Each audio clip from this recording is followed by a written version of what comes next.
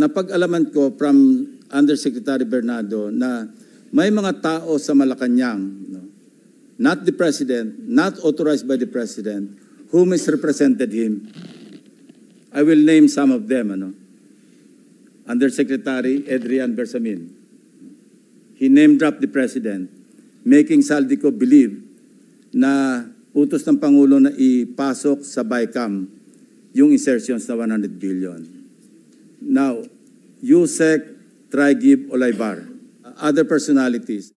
Pinatototohanan ni Senate Blue Ribbon Committee Chairperson Panfilo Lacson ang ibinunyag ni resigned ako Bicol Party List Representative Zaldico tungkol sa 100 billion pesos na insertions sa 2025 General Appropriation Act o GAA.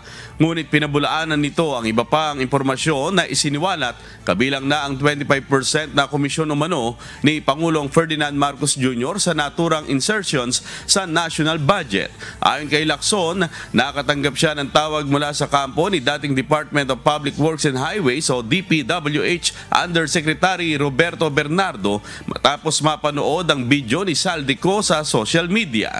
Paliwanag ni Lacson, sinabi ni Bernardo ang breakdown ng 100 billion pesos.